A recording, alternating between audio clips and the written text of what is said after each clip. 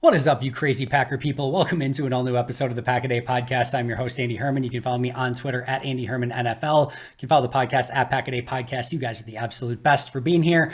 All right, today I've got a fun, easy breezy episode for you guys, but I'm really excited about it, and I want to talk about some of the players that I think are a little bit under the radar, maybe not getting talked about as much. We're all, of course, in the camp of looking at the players who the Green Bay needs to re-sign, players they should sign in free agency. Of course, we're already digging into draft stuff. We're in that mode, but there are some players currently on this roster that I don't think are getting talked about very much, that I think have the ability to, I don't know if I want to say like make this huge impact, but maybe my bigger overarching take here is they should not be forgotten about. And there's a variety of different levels to the players that are on this list. Some of them you're going to say, well, yeah, they're not exactly under the radar. I'll explain myself on those.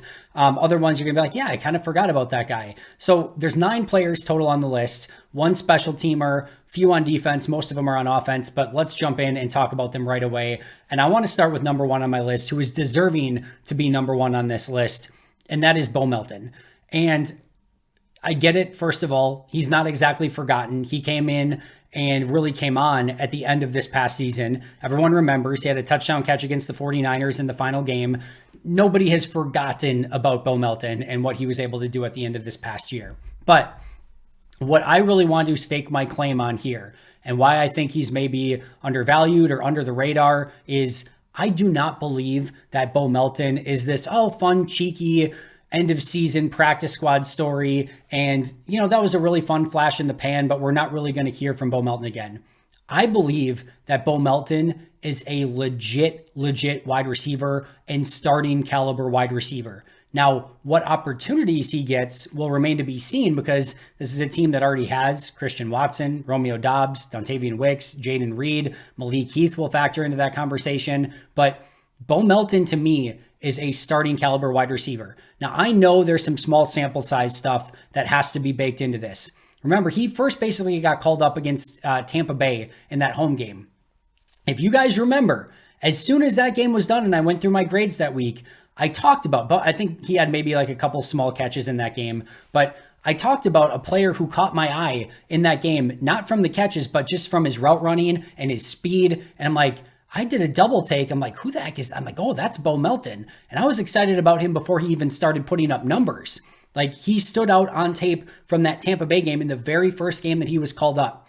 He finished the final 3 regular season games. In the final 3 regular season games, he had 15 catches for 211 yards and a touchdown. That's how he finished in the final 3 weeks of the season.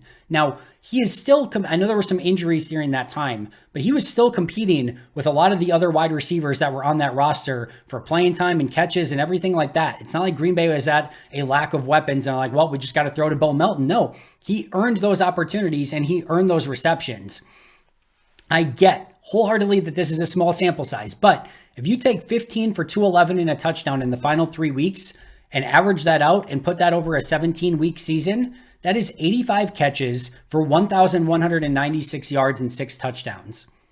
That's what that was over, again, if you take that 3 weeks and extrapolate it over a 17-week year. Now, again, I don't know that he's going to have the opportunity to put up those type of numbers simply because Green Bay has a plethora of weapons at wide receiver, running back, and tight end. And just anyone breaking out to that level is going to be a little bit hard in this offense because they're going to feed the open player. And there's going to be different open players in every game, every play, different situations, different circumstances. So I don't know that he's going to have that ability, but I do know that I have a ton of faith and a ton of trust into what he can become as a player. And like I said, I think that is a starting caliber player.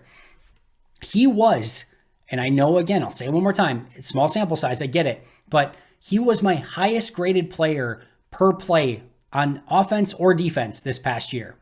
Meaning, it just take it his overall grade divided by the plays that he actually played on a per play basis. There was nobody on the Packers who had a higher grade than Bo Melton.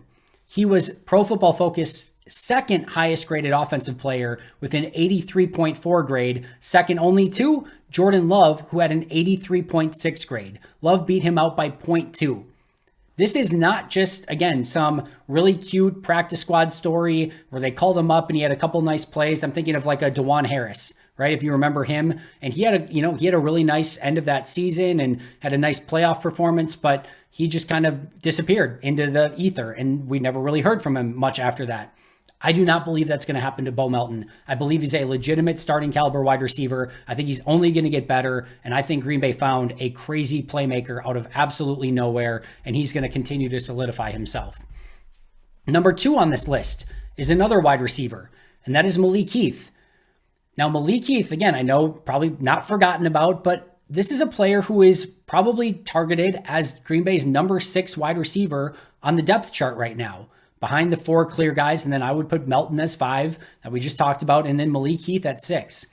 Malik Keith reminds me of the usual undrafted free agent wide receiver story, like a Geronimo Allison, a Jarrett Boykin, to some extent, and Allen Lazard. I know he was signed off of their the Jaguars practice squad and wasn't their own undrafted free agent, but those type of players who makes their work doing the dirty work and makes their living doing the dirty work, doing a lot of the blocking. Now, Geronimo Allison wasn't a great blocker, but a lot of the possession wide receiver stuff, middle of the field, and they had a legitimate role in the offense. Lazard, Allison, Boykin, and I believe Malik Keith, probably, I don't know that he ever gets to the Allen Lazard, like where he reached, but to me, I think Keith can be better than Jarrett Boykin ever was, better than Geronimo Allison ever was, and those guys were legitimately like the number 3 wide receiver in Green Bay at times. And while that was probably a little bit rich for what their talent level was, like Green Bay got by with it playing at a high level with that type of player because you sort of need that dirty work guy within your offense. Even right now, even as the number 6 dude, and he couldn't get active in those last couple of games of the season simply because he was the number 6 dude, I still think he has a role because while Dontavian Wicks and Christian Watson, those guys will go out and block, like he is a little bit more gritty and grimy when it comes to some of the blocking stuff. Wicks is too. He's just an all-around amazing player. But I think he can do a lot of that. He played 71 snaps of special teams. I think he can be a legit number 3, number 4 wide receiver in an offense in the right situation. It just so happens that Green Bay doesn't even need him to do that, and they're struggling even getting him on the field.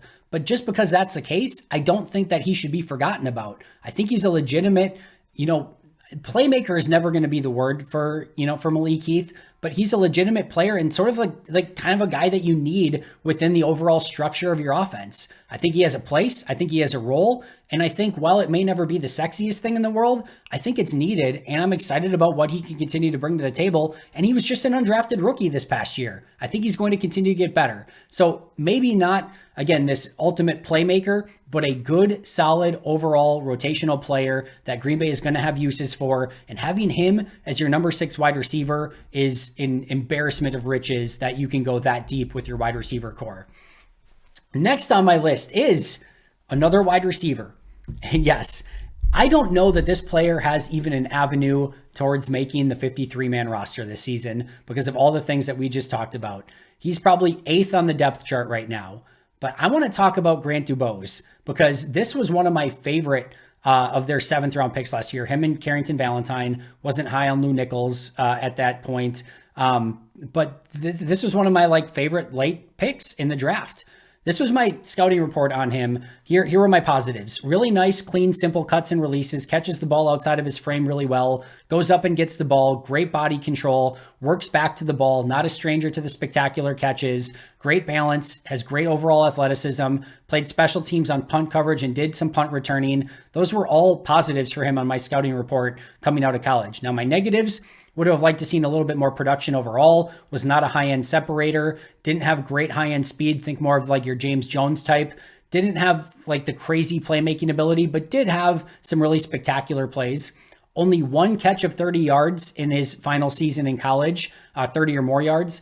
Will need to do a better job against press man coverage and against more physical cornerbacks, and lacks high-end upside. Those are my highs and lows. This was Dane Brugler of The Athletic. This was his overall summary for Grant Dubose. By the way, he came in as the number 27 wide receiver in his draft guide last year. Number 25 was Demario Douglas, who had a great season with the New England Patriots. He's going to be a stud. Number 28, the player after Grant Dubose, was one, I don't know if you can see it on there, Puka Nacua, number 28, a spot behind Grant Dubose. So here was the overall summary. That didn't age well, by the way, but Puka went late. Nobody was expecting him to be the player that he was, or he would have went a whole heck of a lot sooner. Here was the overall summary for Grant Dubose. 2-year starter at Charlotte, Dubose was a perimeter receiver in former offensive coordinator Mark Carney's balanced scheme. After his career was in limbo during the pandemic, he found a home in Charlotte and led the 49ers in receiving both of the seasons with the program, only the fourth player in school history to surpass 1,500 career receiving yards. Dubose owns a good-sized frame and plays even bigger with his natural ball skills and mid-air adjustments, regardless of the coverage. But even with hesitation, routes or double moves, he will struggle to create early or vertical spacing against NFL-level corners. Overall, Dubose plays with with the body fluidity and catch point talent that increases his chances of finding a permanent home in the NFL. Although he has work to do to be considered more than a jump ball weapon or zone beater, he has rotational value as an NFL rookie. That's the big thing I want to take away here. I thought, and clearly Dane thought, and many thought, that even as a rookie, he would have had rotational wide receiver value. He's wide receiver 8 right now in Green Bay.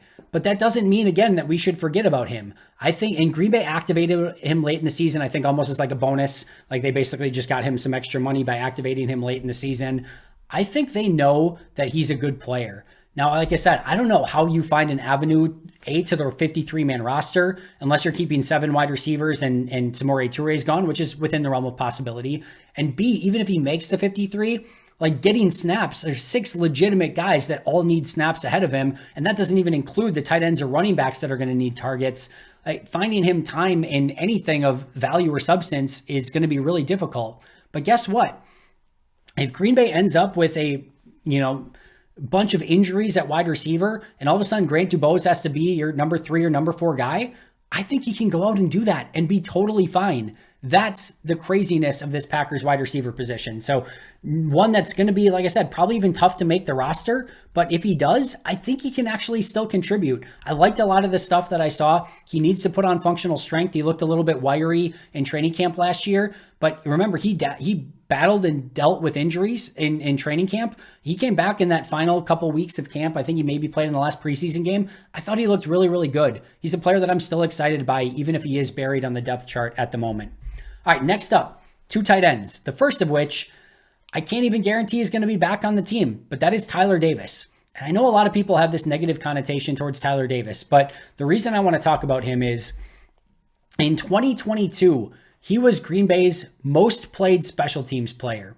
In 2023, the special teams, spoiler alert, not great. I don't know that I want to say they took a step back, but I do believe that they actually felt the loss of Tyler Davis to some extent. And in a weird way, I think he actually projects really well as Green Bay's number 4 tight end, a player that probably doesn't need to play a ton on offense, has a little bit of run after the catch ability, has continued to improve as a blocker, and is one of your legitimate core special teams guys that you can probably get back on a vet minimum deal coming off the injury that he had. And if he can come in and just solidify the special teams and help it out in some capacity, that's probably a win in and of itself. Meanwhile, he projects perfectly as like a number 4 tight end. If that's where you're utilizing him and you've got a couple injuries on game day and all of a sudden he has to be an emergency number 2 or number 3 tight end, great, he can fill that role. So I'm not saying Tyler Davis needs to come in and be tight end 1 or anything like that. I'm just saying as tight end 4 and as a core special teams guy, there's a ton of value there. Like I said, he's improved as a blocker, has some run after the catch ability, and I do believe he can be maybe the best guy in Green Bay special teams if you bring him back. And guess what? I think Green Bay will bring him back. Kind of a forgotten guy, a guy that I know a lot of people didn't love, but that's because he had to play more than he probably should have on offense. Meanwhile, he was putting together a great special teams resume, was continuing to get better as a player, looked good in camp last year prior to getting hurt. I would expect him back, and I would actually think that there's a pretty decent chance for him to make a 53-man roster because of his special teams prowess going into this season. The other one at tight end is Ben Sims. I don't know that a lot of people really recognize this because they're 2 totally different players. These were my final grades at tight end this past season. Luke Musgrave plus 1.45. Ben Sims plus 1.20. They were ridiculously close from a grading standpoint. Now, 2 totally different players. Musgrave made his plays on the receiving end, and where he got docked negatively was from a blocking standpoint. And there were times where Musgrave was okay, but still struggled, and that's where he got his negative grades. Meanwhile, Ben Sims never really was spectacular at anything, but graded well as a blocker, graded well as a pass catcher when he had the opportunities. I think there's some things that he does really well consistently, especially for an undrafted rookie free agent that they claimed off of waivers. He is a better athlete than he gets credit for. He was not somebody that was expected to come in and just be like a blocking tight end. He almost projected more as like almost like a move tight end, and he changed his style of play. And while he didn't master it year one, he got a lot better at it in the course of 1 year.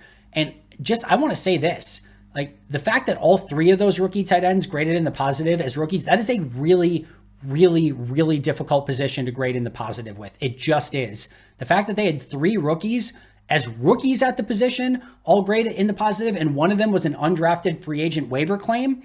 Ben Sims deserves a lot of credit for what he put on tape last year. I think he's going to continue to get better. I think he's probably an ideal number 2 tight end down the line. And again, this is just where Green Bay has the great depth that they have. He's going to be their number 3. He has a great role within this offense. They need that type of player. I think he'll get better as a blocker. I do think he still has better run after the catch ability than what he's had the opportunity to show so far.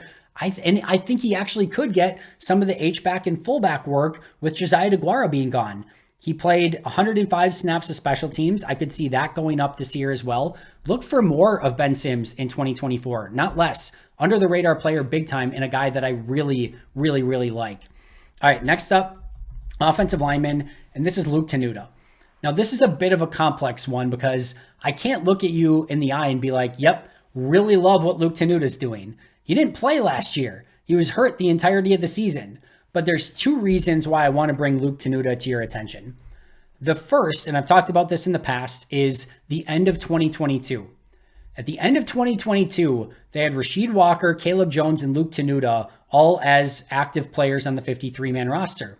And at the end of 2022, the player that they were activating, when they were deactivating Rasheed Walker, they were deactivating Caleb Jones on game day, and the player they were activating on game days at the end of 2022 was Luke Tenuta, ahead of Rasheed Walker, who is now Green Bay's starting left tackle.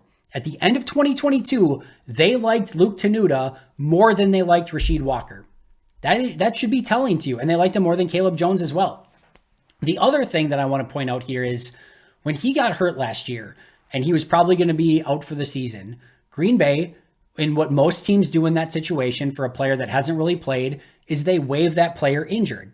And what happens in that situation is you subject the player to waivers. If another team claims them, which almost never happens because they're going to be hurt for the year, they're on the hook for their entire salary, and they're the ones that need to put them on IR and pay for them while they're not going to play. Green Bay could have just subjected him to waivers and then put him on IR if he went unclaimed and been done with him for the entire season. And if he got claimed, it's actually a benefit because the other team's taking on the financial burden for a player who's not going to play. Green Bay did not do that. They did not, apparently, there's one of 2 ways you could look at this. A, they did not want to subject him to waivers, meaning that they valued him enough that even though it was unlikely he would have been claimed, they thought of him enough where they are like, if this guy gets claimed, we would be bummed about it because we think he has a future here in Green Bay. That's one way to look at it. The other is that they were really hoping that he was going to come back at some point during the season, because if they would have put him on IR prior to the start of the season, then that he would not have been able to come back at any point. So if that's the case, then they thought highly enough of him that they were willing to waste a 53-man cut-down roster spot on Luke Tenuta simply for the hope that he was going to be able to come back at some point and play in the season. Now, he never got to that point. They did open his practice window this past year, but never activated him off of IR. But to me, it was clear that they wanted to keep him on the roster in some capacity. They didn't just want to put him on IR and end the season. They did not want to subject him to waivers. They thought enough of him that they put him on the initial 53-man roster, even though he was hurt. So if you sort of put those 2 things together, the fact that at the end of 2022, before he got hurt in 2023, he was ahead of Rasheed Walker and ahead of Caleb Jones. And then the fact that they did not subject him to waivers and tried to get him to come back at any point this past season tells me all I need to know, that Green Bay feels like they have something there. Now, this is going to be a huge year for Tenuta. He's going to have to come back healthy. He's going to have to play well. He's an impressive specimen when you watch him in practice. He's got good size. He was a 6th round pick in 2022 that ended up getting waived, and Green Bay claimed him off of waivers. I think Green Bay thinks they have something there, and just a player not to necessarily forget about. All right, my next one is one that I'm cheating on a little bit. And you might just roll your eyes when I say this name, but my under the radar player here, my first one on defense, is Devonte Wyatt. Now, I know that nobody has forgotten Devonte Wyatt. I know everyone knows who Devonte Wyatt is. He's not exactly in the same ilk as a Luke Tenuta or a, Grant Dubose, etc. Devonte was the 68th graded defensive lineman for PFF this past year. That's not great. He graded behind Kenny Clark, Carl Brooks, and TJ Slayton per PFF. For me, he ended with a negative 0.6 grade, which was my worst grade for any of the defensive linemen, even behind Colby Wooden as well. But here's where I think he's under the radar. There is unquestionably tape, and a decent amount of it, for Devonte Wyatt this past season, where he looked special, like big time, big impact special. The issue was he failed to finish a lot of those plays, meaning he's doing all the hard work where he's using his incredible size and incredible movement ability, which is rare even in the NFL, what he has, and winning with immediacy. And just unfortunately, due to some luck and due to some lack of finishing ability, just could not get the player down, whether that be a big tackle for loss in the backfield, whether that be the potential for a sack or a sack fumble.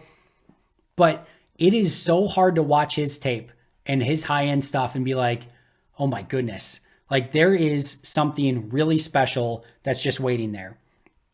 I think ultimately what we've seen out of Devonte Wyatt is probably just what we get, and it's always a little bit frustrating. Get some really good stuff, get some bad stuff, some inconsistent stuff. Doesn't finish some of the plays that he should, put some really wow stuff on tape, but a lot of times he kind of just goes unnoticed. I think that's probably what we get. But how he wins when he does win is special, and there is so much that's right there. It is so freaking close. And I'm hopeful that with a new defensive line coach, with a new defense, with his third year in the league, with coming off his first season where he really played a significant amount of snaps, I'm hoping all of this comes together and we actually finally get the first round pick Devonte Wyatt that we were all waiting for. Because of all the players on this list, if this dude actually hits his ceiling, it changes everything for Green Bay on defense. And I know a lot of people point to Quay Walker as that player, maybe an Eric Stokes as that player. To me, it's Devonte Wyatt because I have seen the vision. It is there. You can taste it. You can smell it. You can grasp it. And he just has to finish some of those plays and be a little bit more consistent. But if he gets there, it changes everything. I think this 3 technique position in this new defense is going to be perfect for him.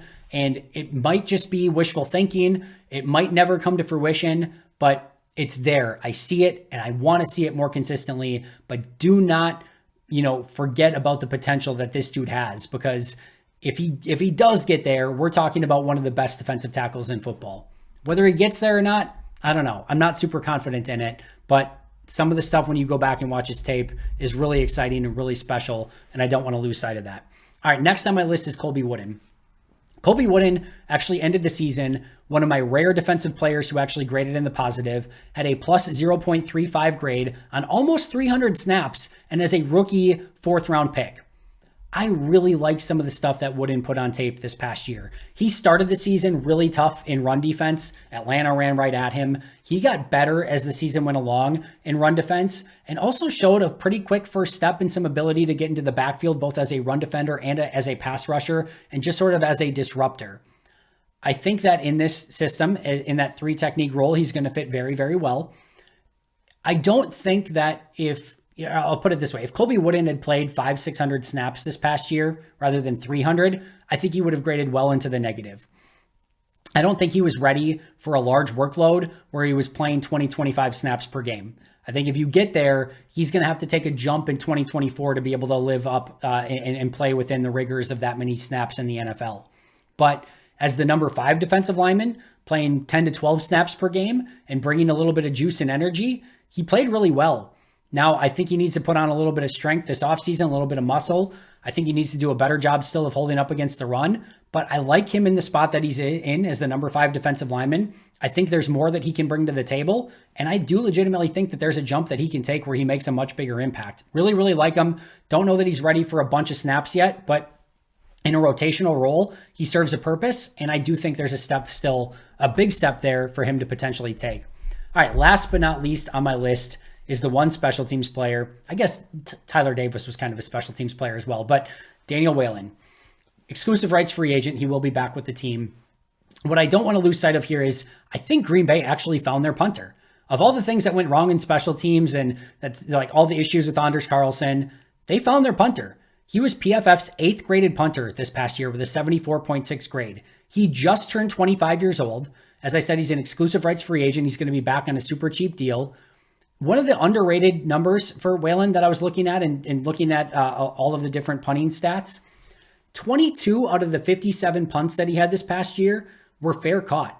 That's 38.6% of the punts, meaning like one out of every 3 punts, almost 2 out of 5 were a fair catch. That was the best in the NFL, meaning he was getting high hang time, and it partly has to do with guys getting down there in coverage as well. But that is an important statistic. If you don't want your punt gunners to have to do a lot of heavy lifting, well, keep the ball up there and let them fair catch the ball. And if you're limiting returns, that's going to allow your special teams to again just be better and hopefully pinning guys deep in their own territory. But 38.6% of punts were fair caught. 8th graded punter by PFF. I thought he did a pretty decent job of holding some of those snaps from Matt Orzik were not great, and he sort of fixed them. And I just think for a team that's been really at I don't know if we want to call it a curse at punter ever since it felt like Craig Hentrick basically, I think they finally got their guy. And not only would I potentially look at signing him to the exclusive rights free agent deal, I think I might just look at locking him up for 3 or 4 years. That's how excited I am. He also has some kickoff potential if they would ever need it. Carlson's leg's a little bit, I think, better than what Whelan's is, but he does have some kickoff potential as well. I don't know. I just think they found their punter, and I don't think that should necessarily go unnoticed either. So those are my 9.